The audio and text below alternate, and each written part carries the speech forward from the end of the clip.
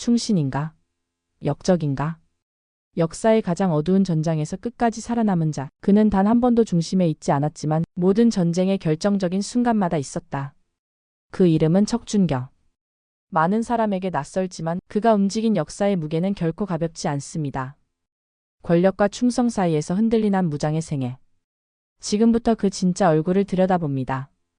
1. 가난한 양반의 아들로 태어나다. 척준경은 고려 인종 초기에 활동한 무장이자 정치가입니다.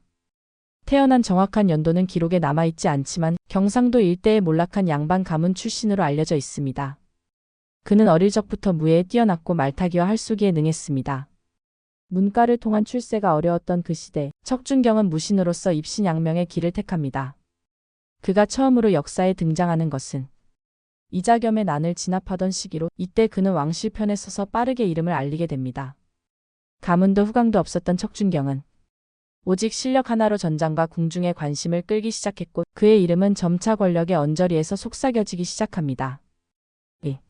묘청에 난 왕을 지킨 무장. 1126년 고려 중기. 개경 대신 서경을 도읍으로 삼아야 한다는 묘청의 주장을 둘러싸고 벌어진 역사적인 분열, 그것이 바로 묘청의 서경천도운동입니다. 척준경은 이 당시 서경파가 아닌 중앙정부와 왕실에 충성하는 입장이었고, 그는 직접 군을 이끌고 묘청의 반란군을 진압하는 데 앞장섭니다. 묘청의 난은 단순한 군사 반란이 아니라 사상과 정치의 충돌이었기에 더욱 치열했습니다. 척준경은 탁월한 지휘력과 냉혹한 결단으로 서경을 함락시키고 묘청을 제거하는 데 성공합니다. 이 승리는 고려 왕실의 권위를 지키는 데 결정적이었고, 척준경은 왕을 지킨 충신이라는 칭호를 얻게 됩니다. 그러나 그가 이 공로를 얻게 된 것은 단순한 칭찬만이 아니었습니다. 그에게는 새로운 세력들이 가까이 다가오기 시작했습니다. 그 중심에는 바로 이자겸과 같은 권신들과 조금씩 그를 경계하기 시작한 왕권이 있었습니다. 3. 정권의 중추로 그러나 그림자는 짙어지고. 묘청에 난 이후 척준경은 무신 출신으로는 드물게 중앙정치 무대의 핵심으로 들어서게 됩니다. 그는 고위 관직에 오르며 군사뿐 아니라 정치적 영향력까지 확대해 나갔습니다. 하지만 고려는 이미 문신 중심의 정치 구조였고, 무신의 발언권 확대는 곧 기존 체제와의 충돌을 의미했습니다. 척준경은 세력을 형성했지만 그가 가진 권력은 견고하지 않았습니다. 그는 왕에게 충성을 다하면서도 동시에 현실적인 생존을 위해 문벌 귀족들과의 타협을 선택했습니다. 그 과정에서 그는 정적 제거에 가담하고 때로는 불리한 상황에서 거짓 보고를 하기도 했습니다. 즉, 충성과 생존 사이에서 줄타기를 하던 시기였던 셈입니다. 그의 이러한 이중성은 훗날 그를 충신과 배신자라는 두 극단의 평가 속에 놓이게 만들었습니다. 그리고 그런 평가는 그가 끝내 감당해야 할 숙명이 됩니다. 4. 무너지는 권력 그리고 유배. 척준경의 정치 인생은 오래가지 못했습니다. 그의 권력은 너무 빨리 상승했고 동시에 너무 많은 적을 만들었습니다. 그는 결국 중대한 정치적 사건에 연루되며 왕실의 의심을 받기 시작합니다. 정확히 어떤 혐의였는지는 사서마다 다르지만 국왕에 대한 불경, 사적인 군사동원, 권신과의 내통 등의 혐의가 그에게 씌워졌습니다. 그는 재판 없이 유배형에 처해졌고, 한때 왕을 위해 목숨을 바쳤던 무장은 쓸쓸하게 역사의 무대에서 사라집니다.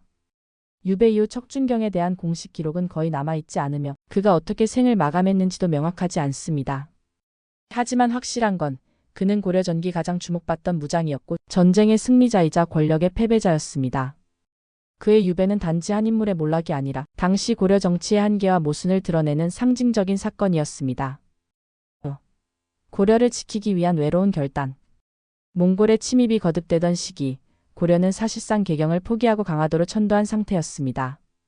백성들은 끝없이 이어지는 전쟁과 전란에 지쳐가고 있었고, 조정은 강화도 안에서 점점 폐쇄적인 정치를 이어갔습니다.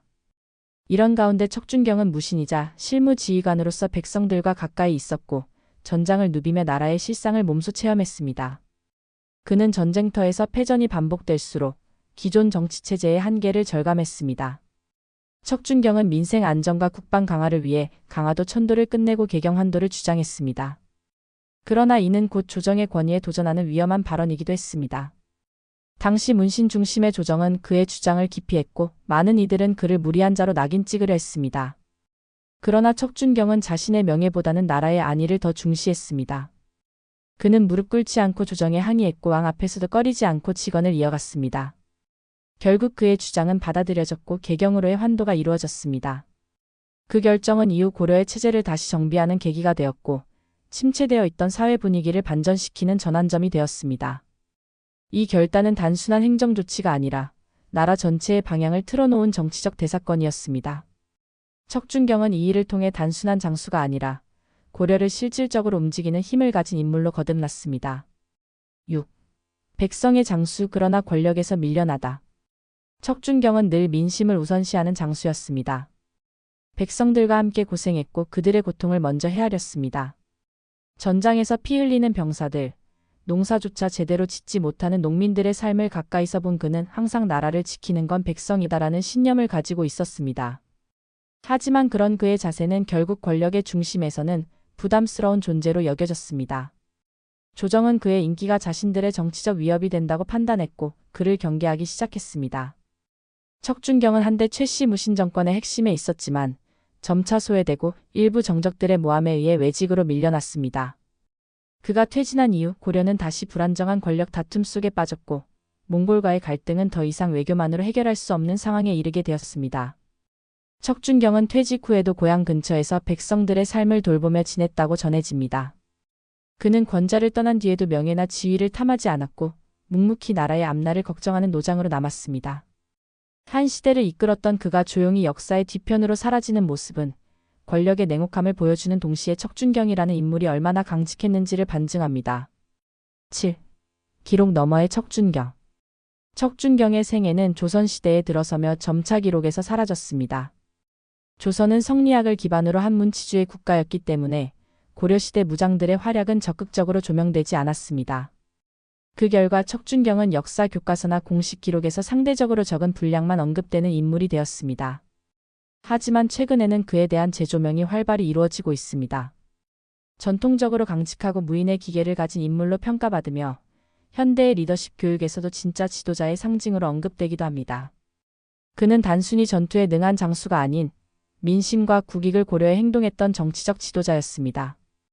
또한 척준경은 고려 후기를 상징하는 상처와도 같은 존재입니다.